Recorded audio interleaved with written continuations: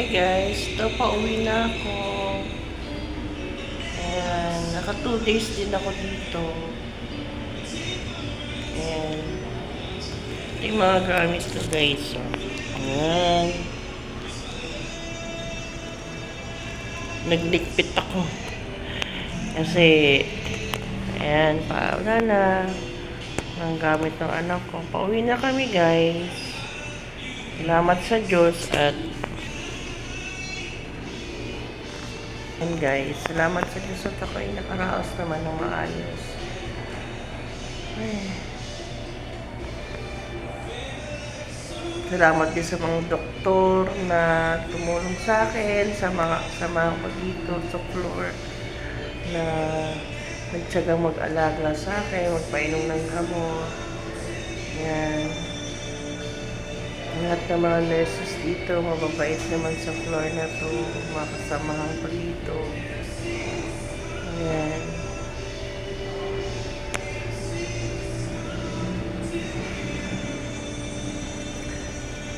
At nakaraos ako ng maayos. Salamat kay Lord. At ako kanyang pinagaling. Talagang marami pa tayong dapat gawin sa buhay.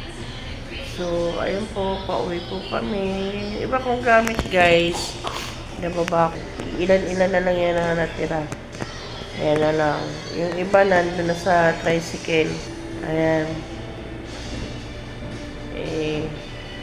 Naantay-antay na lang namin yung anak kong babae kasi siya yung nag-aasikaso. Ayun. So, guys.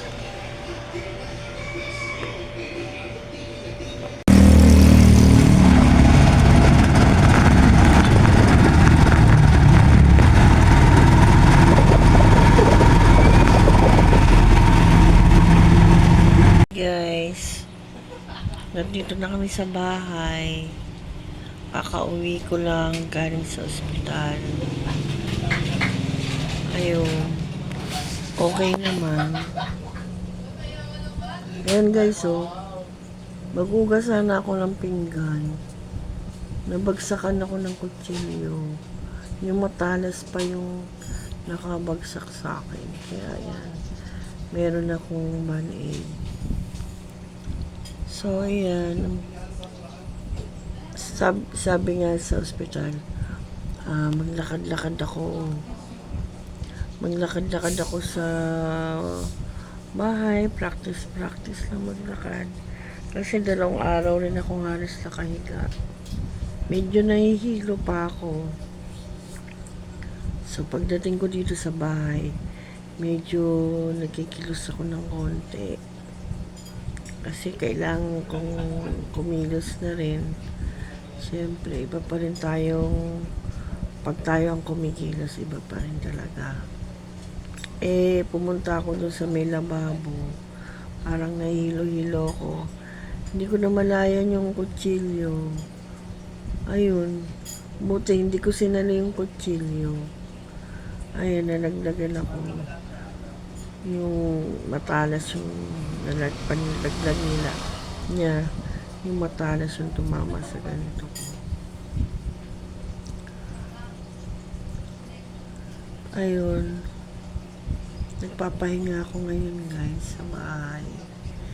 Medyo nakatapos-tapos na akong ligpit-ligpit.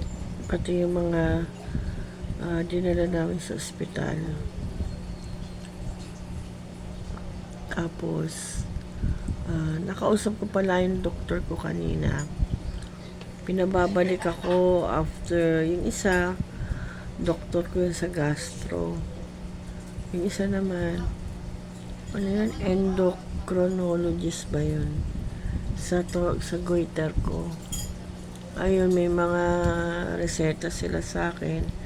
Tsaka mga pinabibiling mga gamot. So, syempre, kailangan natin sundin yun. Para medyo umais-ais naman yung health natin. Tsaka isa pa, syempre, may edad na rin naman tayo eh. Kaya kailangan talaga natin sundin yung mga doktor.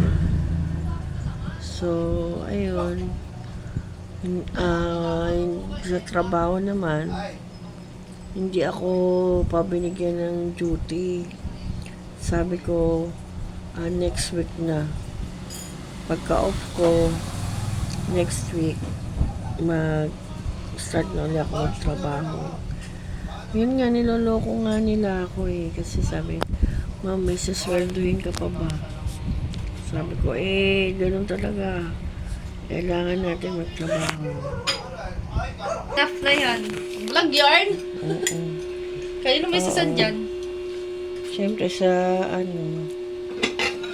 popogi nila, no? Pogi talaga ako, walang katawan ko. Hindi ako, konti lang naman. Bakit ikaw? Tapos pala, guys, ang sabi sa akin ng doktor, may mababa daw yung platelet ko. So, after 3 days daw, magpapa-CBC uli ako. Kasi mababa raw.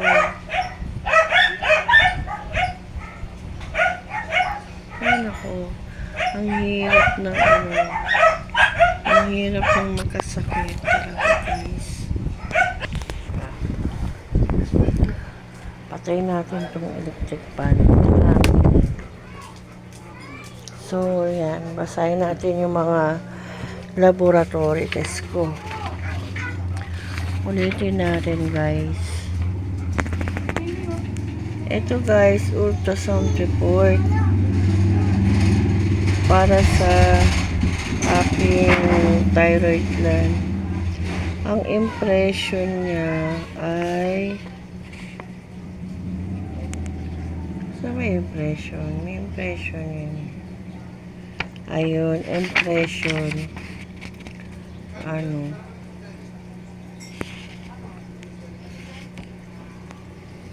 gulo naman. Enlarged right thyroid lobe and normal size left. Yung right lang talaga ang malaki ang thyroid gland ko. Pero yung left, normal naman. Kasi in-ultrasound, guys, yung yung aking goiter. Tapos, ito yung aking mga CBC, Ayan, guys. Ang sakit, lagi na lang ako kinukunan ng dugo. Ayan. Sobra. Yan, nagpa-medical certificate ako. Kasi para yung aking trabaho naman Tapos pa ba yung mga examine sa akin. Ang daming test. Ang daming test na ginawa sa akin, guys. Sagad-sagad yung test ko eh. Tapos, ayan. Nagpa-culture and sensitivity ako. Ayan. No enteric pathogen isolated naman. Negative result. Ang nakita lang talaga sa akin ay yung salmonella. Yun.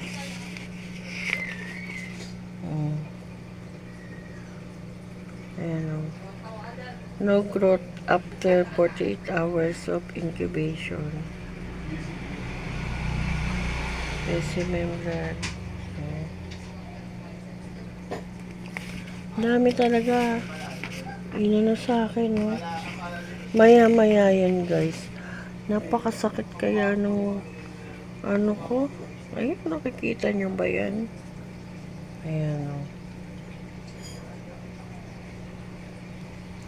Ayan. Tapos, uulit pa ako after 3 days. CBC na naman.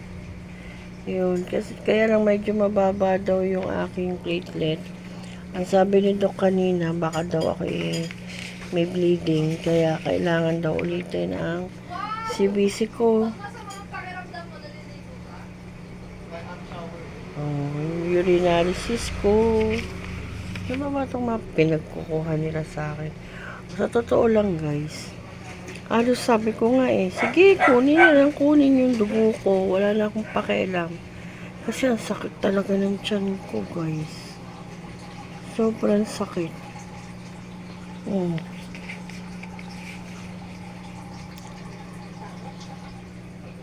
Ngayon yung aking mga, clinical chemistry. Ayan, oh. Hindi ko ang ano yun eh. Daming test, nakita nyo ba? Ayan. Pero, in total naman, ayan ha. Sa awa niya, ito yung ano ko, TSH. Ano to? Ayan ha. Sa goiter daw to eh. TSH, FT3, FT4. Magpapaganito uli ako, guys. Ayan, magpapaganyan uli ako. Dun sa trabaho ko. Kasi naka-required eh. Required sa akin ng doktor. O, nakita nyo ba? Napakaraming test. Sa 2 days lang yan, guys, ha. Sa 2 days lang. Diyos ko, Lord. Ang hirap pala nung, ano na yan, sakit na. Nakuha ko na yan sa manok, tsaka sa itlog, yung salmonella typhi ba yun? So, ito guys, yung aking mga reseta. Nakikita nyo ba? Napakadami, oh. Ayan, levothyroxine sa goiter yan. Sa sugar ko meron. Ayan. Ito yung aking mga yung final diagnosis ko. Ayan, guys. Alam ko ang final diagnosis ko ano eh. Ayan. Typhoid enteritis ba yun? Ito, nandito yun isa. Ayan. Typhoid enteritis. Yan yung aking diagnosis. Ayan. So, yan lang guys. Ang aking ma-share sa inyo ngayon. Kaya guys, ingat-ingat lang po tayo, no? Sa pagkain-kain sa labas. Kasi ako, wala akong pili eh. Kahit ano, kinakain ko na lang. Kaya tuloy, ayan na, dali tayo. Dalaw doktor ko kasi guys. Ayun pa, mga bigay sa akin. Seta. Yung mga test na gagawin sa akin, oh. Ayan, nakikita nyo ba? Ayan. Kaya, ingat-ingat lang po tayo sa mga tawag doon, sa mga kinakain natin sa labas. Sa mga ino-orderan natin. Kasi kahit pala mga pudchin yan, minsan hindi sure kung maayos yung nakukuha nilang manok or something na ganun. Itlog, yan. Ang hirap. So, ganun lang guys. Payo ko lang sa inyo. Mag-ingat lang kayo sa mga pinakain nyo talaga. Ang hirap kayang magpupo ng kulang-kulang 24 hours. Sobra. Kasi talagang doon ko naranasan yung pinagpapawisan ako, nanlalamig na ako, pinagpapawisan na ako, wala na akong energy, parang hindi ko na kayang maglakad. Ako, parang, ewan ko, nakakatakot na experience. Parang, pagdating nga sa ER namin doon, talagang in-admit agad ako, inasikaso, kasi kitang-kita na nila yung panghihina ko. Ayun. So, yun lang guys, masishare ko sa inyo. Yung pag-iingat lang talaga. At saka, kita nyo naman yung laboratory test ko. Yung mga laboratory test ko, grabe, diba? At saka yung gastos, sobrang 2 araw lang, pero parang 1 linggo na ako sa ospital. Sobra, grabe talaga guys. Buti na lang meron ako mga kasamahan doon na mabait doon sa floor namin na yun. Kasi sila yung nag-alaga sa akin, ganyan. Mababait din ako akong doktor, maayos. Talaga inasikaso rin talaga ako ng mga alam mo, yung mga kapwa empleyado ko doon na maayos din naman. Ganun guys. So, yun lang. So, hanggang dito na lang muna yung ma-share ko sa inyo guys. Awa ng Diyos, nakauwi na tayo sa bahay. Nagpapahinga ako ngayon. Medyo kumikilos na talaga ako sa bahay kasi kailangan.